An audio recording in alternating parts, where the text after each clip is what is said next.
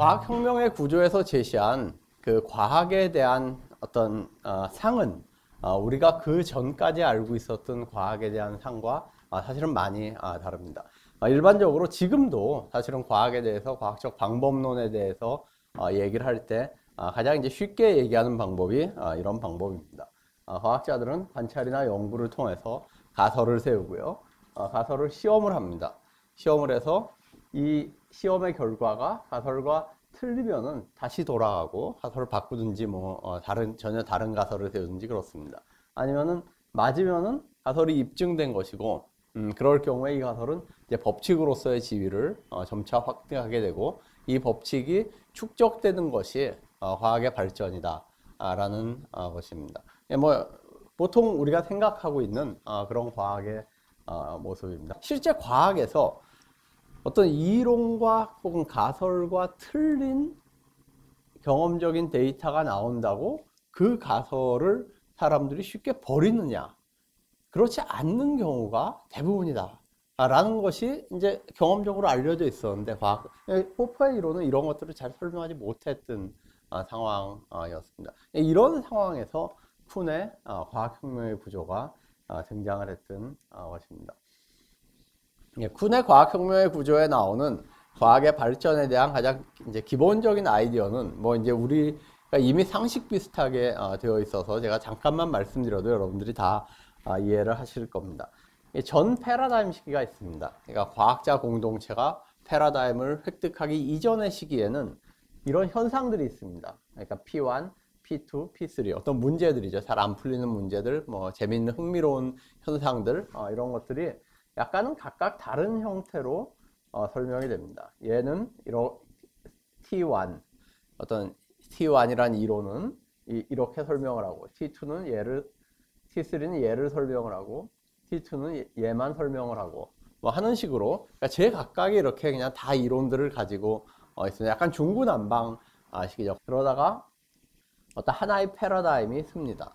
하나의 패러다임은 처음에 관련 없어 보이던 이런 현상을 하나의 이론 체계로 깔끔하게 설명을 하는 그러한 어떤 것입니다. P1, P2, P3라는 것을 하나의 이론 틀로 딱 설명을 해버립니다.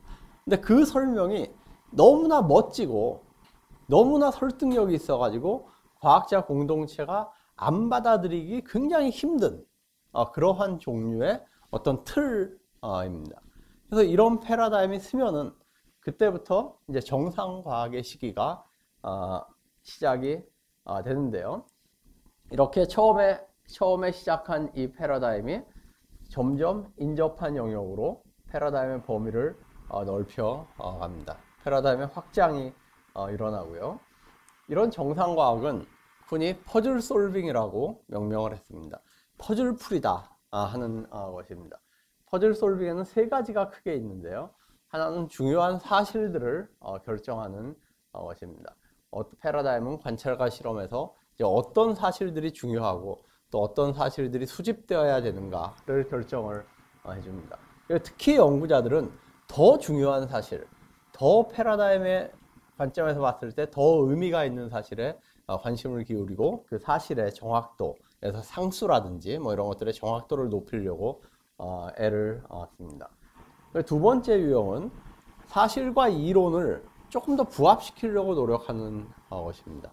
그 쿤은 이 부분에 대해서 정상과학은 마치 자연을 패러다임이라는 상자 속에 꾸겨 넣는 것과 같다 라는 표현을 씁니다. 그러니까 자연을 패러다임에 더 맞게 이렇게 바꾸는 그런 행위가 이제 정상과학의 행위이다 라는 것입니다. 세 번째는 이론의 명료화 혹은 패러다임의 명료화입니다. 그 패러다임이 정립이 됐지만 아직도 남아있는 모호한 부분들이 많이 있습니다. 이런 부분들을 훨씬 더 클리어하게, 훨씬 더 명확하게 만들고요. 패러다임을 또 자연과 더 좀 잘 부합하게 정확한 것으로, 분명하고 정확한 것으로 만드는 그런 행위가 이제 정상과학을 규정하는 그런 행위입니다. 그러다가 어느 단계가 되면은 변칙이 등장을 합니다. 변칙은 이 패러다임으로는 아무리 해도 설명이 안 되는 현상들을 입니다. 예를 들어서 이런 현상들이죠. 처음에 무시하고 무관심하고 어떤 보조가설 같은 걸 써가지고 해보려 그래도 잘 안 되는 현상들입니다. 바깥에 존재하는 현상들이에요. 그리고 이 현상들이 과학자 공동체에서 굉장히 중요한 과학자들, 이런 사람들이 이 현상에 주목하게 되고, 아, 이게 정말 문제다. 이게 심각한 문제다. 지금 안 풀리고 있다. 이런 의식들이 고조가 되면은 패러다임의 위기가 등장을 합니다. 위기가 등장을 하면은 이 변칙을 설명할 수 있는 경쟁적인 패러다임이 등장을 합니다. 얘는 이 변칙은 잘 설명을 합니다. 그리고 기존의 패러다임이 설명했던 문제 중에 일부를 설명을 합니다. 기존의 패러다임은 상당히 많은 문제를 설명을 합니다. 근데 변칙은 설명이 잘 안 됩니다. 변칙은 설명이 잘 안 돼요. 새로운 패러다임은 거의 변칙만 설명을 합니다.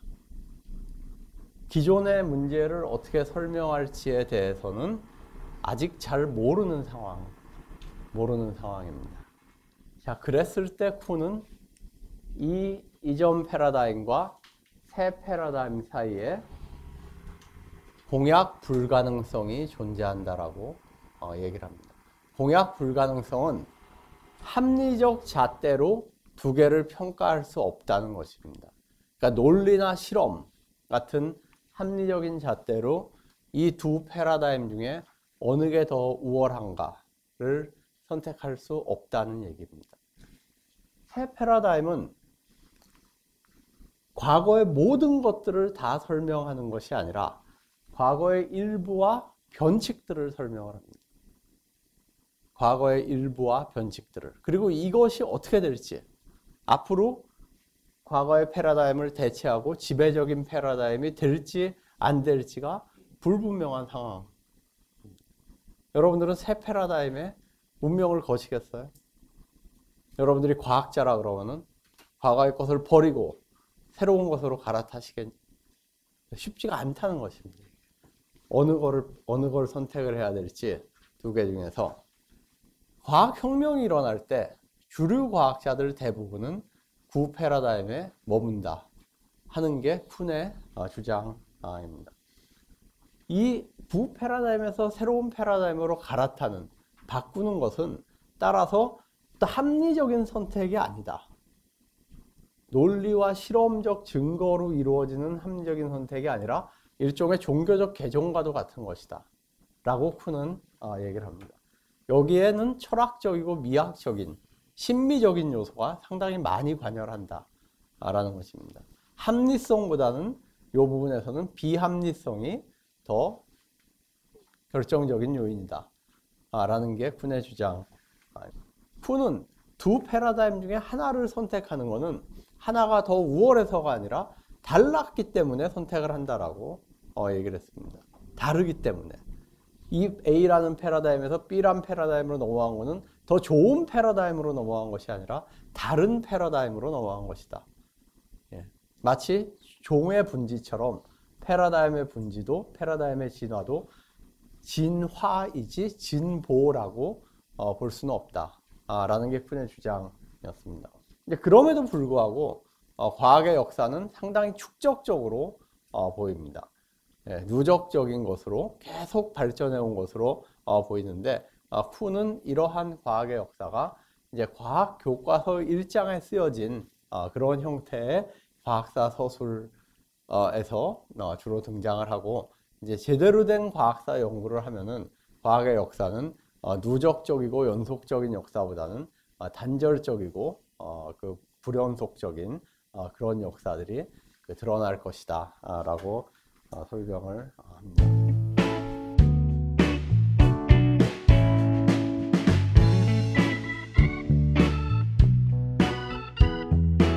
일단 하나는 그 정치 사상사 분야에 쿤이 상당히 큰 영향을 미쳤습니다.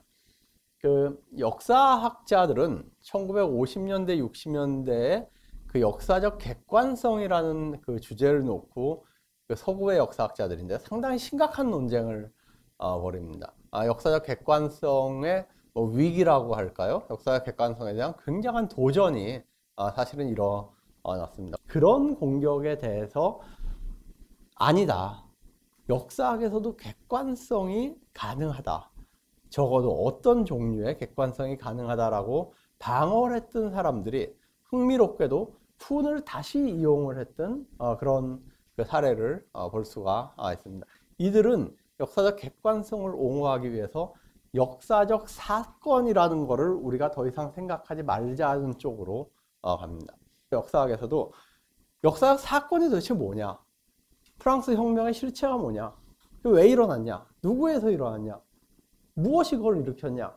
이런 식의 논의, 그러니까 끊임없이 계속되는, 그리고 의견들이 안 모아지는 그런 얘기가 아니라, 예를 들어서 어떤 정치 사상가들이 프랑스 혁명에 대해서 무슨 얘기를 하고 있었느냐, 마치 그들이 공유한 어떤 언어, 푼식의 패러다임, 그것을 준거로 해서 정치 사상사를 연구하자라는 것입니다.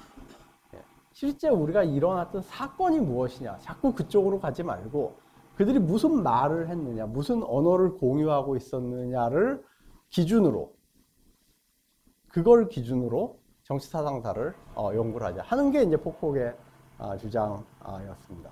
푼의 영향이 가장 크게 보였던 부분은 과학 사회학 쪽이었습니다.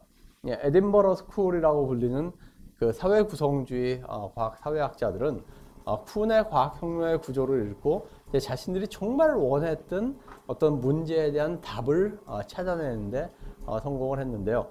푼은 정상과학을 퍼즐 솔빙이라고 생각을 했는데, 이 에딘버러 스쿨 사람들은 정상과학이야말로 과학에서 창의성, 어떤 의미로 창의성이 굉장히 많이 필요한, 왜냐하면 패러다임 자체가 문제를 어떻게 풀어라 라는 것을 얘기해 주지 않는 것이기 때문에 패러다임과 문제 사이에 존재하는 유사성, 얘를 어떤 식으로 확장을 해서 이 문제를 풀어야겠다 하는 것들을 인식을 해야 되고, 그런 확장의 룰은 결국은 과학자 공동체에 의해서 합의된 어떤 관습이나 규범 등에 의해서 결정이 된다라고 생각을 했던 것입니다. 그러니까 다시 말씀드려서 이들은, 이 과학사회학자들은 푼의 과학혁명의 구조를 잘 읽어보면 모든 과학이 사회적인 활동이다, 모든 과학 지식의 형성에는 사회적인 요소가 들어간다 라는 명제를 얻어낼 수 있다 라고 제창을 했던 것이고요. 지금은 이 과학지식사회학은 과학사회학 혹은 뭐 넓게 봤을 때 과학기술학의 주류로 이렇게 자리를 잡고 있습니다. 마지막으로 이제 기술 혁신과 관련된 부분을 잠깐 말씀드리겠습니다. 보통 이제 기술의 발전은 이렇게 처음에 기술이 론칭을 해서요, 출발해서 쭉 시간이 걸리다가 어느 단계가 되면은 이렇게 테이크오프를 합니다. 그래서 굉장히 많은 사람들이 이제 이 기술을 사용을 하다가 점차 이제 사용자가 줄어드는 이런 S자 커브를, 보통 이제 생명체들이 많이 이렇게 그리는 S자 커브를 그리면서 발전을 하는데요. 근데 이제 기업의 입장으로 보면은 이 기술을 끝까지 가지고 있으면은 이 단계에서는 이득이 거의 안 나는 단계이기 때문에 적당한 시점에 또 새롭게 등장하는 기술로 빨리 이제 갈아타는 게 중요합니다. 문제는 이제 이 이노베이터들이 이노베이터이기 때문에 어떻게 보면 이제 큰 손실을 입는 경우들이 생기는데요. 그러니까 이쪽 하나의 기술 패러다임 하에서 이렇게 잘 갈아타던 기업이 전혀 엉뚱한 기술 패러다임이 등장을 했을 때 속수무책인 경우가 많이 있습니다. 뭐 어떻게 해야 될지도 모르고 그러다가 우물쭈물하다가 이 새로운 패러다임이 자기 시장의 한 절반 정도를 잠식한 다음에야 이거 뭔가 이거 진짜 해봐야겠다, 이거 그냥 손 놓고 볼 일이 아니구나 라고 생각을 하면 이미 늦은 그런 상태가 되는 경우가 있습니다. 패러다임 1을 아주 잘하던 기업인데, 계속 상승 곡선을 타면서 계속 혁신을 하던 기업인데, 엉뚱한 패러다임이 등장에 대해서는 어쩔 줄 몰라 하는 이런 경우들이 있고요. 크리스텐슨이라는 경영학자가 이제 이걸 놓고 그 이노베이터스 딜레마라고 명명을 했습니다. 그래서 크리스텐슨은 이런 상황들을 여러 사례를 들면서 얘기하면서 대체 기업은 어떻게 해야 되냐? 그럼 해법이 있냐? 뭐 별로 없다는 것입니다. 이런 경우에 딱히 이렇게 대응할 수 있는 거는 일단 주변에서 진행되는 일에 계속 관심을 가지고 유심히 살펴봐야 되고, 두 번째로는 기업의 루틴과 떨어져 있는 조직을 만들어라는 것입니다. 그래서 최종적으로 비교를 해보면요, 쿤의 과학혁명의 구조 이전과 이후를 보면 쿤 이전에는 실제론이 대세였습니다. 과학의 이론은 자연에 존재하는 것을 드러낸다, 반영한다 라는 것이었는데, 쿤 이후에는 실제론의 의문이 훨씬 많이 들면서 구성주의적인 입장이 더 강화가 됐고요. 과학과 사회에는 그 이전에는 이제 뚜렷한 구분이 있었습니다. 그러니까 사회가 무슨 과학에 영향을 미치면은 그것은 과학이 잘못된 방향으로 나가는 데만 과학에 영향을 미친다 하는 것이었는데, 쿤 이후에는 과학이라는 것이 사람에 의해서 사회 속에서 이루어지는 활동이다 라는 식으로 해석이 됐고요. 과학의 발전은 쿤 이전에는 이제 누적적이고 연속적인 발전이었다면, 쿤 이후에는 혁명적이고 이제 불연속적인 그런 성격의 발전이었고요. 관찰과 이론 사이에 쿤 이전에는 굉장히 밀접한 구별이 있었다면, 쿤 이후에는 다 관찰이나 이론이나 이런 것들이 다 패러다임 하에서 이루어지는 그런 활동으로 서로 상호 영향을 주고받는 관계로 바뀌었고요. 과학 활동의 본질은 자연에 존재하는 진리를 발견하는 것에서 패러다임을 만들어내는 것으로 바뀌었습니다. 과학의 주체는 과학자 개인에서 과학자 사회로 바뀌었고요. 소통은 과학자들 사이에서 자유로운 의사소통이 있다, 합리적인 의사소통이 과학을 지배한다는 것에서 패러다임 사이의 공약 불가능성, 어떤 합리적인 소통보다는 논쟁과 싸움, 이런 것들이 과학적인 소통에 상당히 많이 있다라는 쪽으로 바뀌었습니다. 그 쿤 이전에는 과학은 서로 다른 것 같지만 그 밑바닥에는 근본적인 통일성이 존재한다라는 것이었는데, 쿤 이후에는 결국 과학자 공동체들은 다 서로 다른 패러다임을 가지고 있고, 그 다른 패러다임을 발전시키면서 과학들이 이루어지는 것이다 라는 형태로 과학의 어떤 가상적인 통일성, 그 밑바닥에 뿌리에 있는 통일성들은 존재하지 않는다. 오히려 과학은 유니티라기보다는 비통일성, 부분적인 통일성, 이런 것들로 특징 지어진다라고 얘기를 했습니다.